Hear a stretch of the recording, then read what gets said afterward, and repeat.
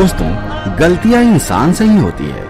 आपने भी ये कहावत सुनी ही होगी, इस पृथ्वी पर एक भी इंसान नहीं होगा जिसने अपने जीवन काल में कभी कोई गलती ना की हो। हिंदू धर्म ग्रंथों में प्रमुख गरुड़ पुराण में प्रत्येक गलती की एक सजा का विस्तार से वर्णन मिलता है। हर व्यक्ति को इन गलतियों की सजा अपने जीवन काल में या मृत्यु के बाद भोगनी ही पड़ती है। परंतु हमारे जीवन काल में कुछ समय ऐसे होते हैं जिसमें की गई गलती की कोई सजा हमें नहीं मिलती। इस समय के लिए पापों के लिए यमराज भी कोई दंड नहीं देते। इस वीडियो में मैं उस प्राचीन काल की उस कथा का वर्णन करूंगा जिसे खुद श्री कृष्ण ने अर्जुन को बताया था, जिसमें एक ऋषि ने अपने जीवन काल में मिले दंड के लिए खुद धर्मराज को श्राप दे दिया था, जिसके फलस्वरूप धर्मराज का जन्म द्वापर युग में पृथ्वी पर विदुरा के रूप में हुआ था। भविष्य पुराण के अनुसार पृथ्वी पर जन्म लेने वाले हर तन, मन और वचन से किए गए बुरे कर्मों के फल भोगने ही पड़ते हैं। कुछ पाप जाने अनजान में हो जाते हैं तो कुछ पाप महापाप माने जाते हैं, जिन्हें करने से नरक में बड़ी बड़ी सजाएं भोगनी पड़ती हैं। श्री कृष्ण ने गीता में कहा है कि अगर किसी व्यक्ति ने जीवन में बहुत पाप किए हैं, उसने कभी पाप या पुण्य का विचार किया ही नहीं, केवल अपने भौतिक व इंद्रिय सुख के लिए जीवन जिया हो, उसके बाद किसी कारणवश उसको अपने द्वारा किए गए पापों का बोध हो जाए, अर्थात वो अच्छी तरह जान ले कि उसने अब तक जीवन में जो भी पाप कर्म किए हैं वो बहुत ही गलत थे, तब भी उसका उद्धार हो सकता है। इस विषय पर श्री कृष्ण गीता के 9वें अध्याय के 30वें श्लोक में कहते हैं, यह परमेश्वर श्री कृष्ण कहते हैं कि यदि वो व्यक्ति अपने पापों का प्रायश्चित करे और दोबारा पाप न करने का निश्चय करे और अनन्य भाव से मुझे भजना प्रारंभ कर दे, तो वो मेरी नजर में साधु तथा मेरा प्रिय भक्त हो जाता है, क्योंकि उसने निश्चय कर लिया है कि मेरे समान अब उसके लिए कुछ भी हितकारी नहीं है। पौराणिक कथा के अनुसार एक समय में पृथ्वी पर एक मांडव नाम के ऋषि हुए। वह बहुत बड़े तपस्वी और धर्मात्मा थे। एक दिन उनके आश्रम की ओर कुछ चोर भागते हुए आए और वे ऋषि से शरण मांगने लगे।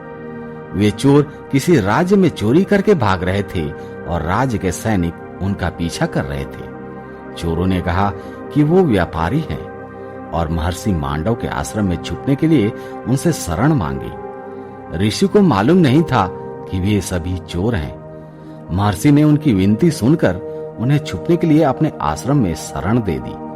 वे चोर चुराए हुए धन को छुपाकर वहां से भाग गए। चोरों का पीछा करते हुए राज्य के सैनिक ऋषि के आश्रम तक आ पहुंचे। आश्रम में सैनिकों को लूटा हुआ धन मिल गया। सैनिकों ने ऋषि को चोरों का सहयोगी समझकर पकड़ लिया और अपने साथ राजा के पास ले गए। सैनिकों ने राजा को घटना बताई और राजा ने महर्षि को भी चोर मानकर सूली पर चढ़ाने की सजा सुना दी। जब महर्षि को सूली पर चढ़ाया गया तो उनकी मृत्यु नहीं हुई, परंतु इस घटना से उन्हें अपमान और शारीरिक पीड़ा सहनी पड़ी। जब राजा को पता चला कि सूली पर चढ़ने के बाद भी ऋषि को कुछ नहीं हुआ, तो राजा को एहसास हो गया कि यह कोई चोर या आम ऋषि नहीं है। तब राजा ने महर्षि मांडव से क्षमा मांगी।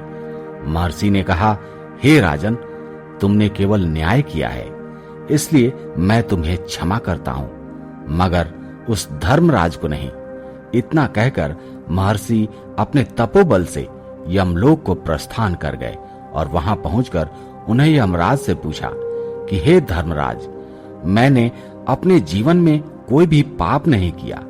मैंने सदा परमात्मा की भक्ति और धर्माचरण किया है, फिर मुझे अपमान और कष्टों को क्यों भोगना पड़ा? तब धर्मराज ने ऋषि मांडव को कहा कि हे महर्षि, आपने अपने बचपन में कीट पतंगों को पकड़कर उनके पंखों में सुई चुभाया था। यह उसी पाप का परिणाम था।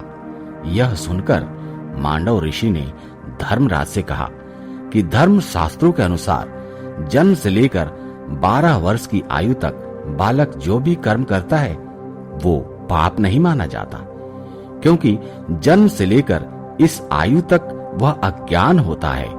अतः आपसे बहुत बड़ी गलती हुई है धर्मराज, इसका परिणाम आपको भुगतना ही होगा।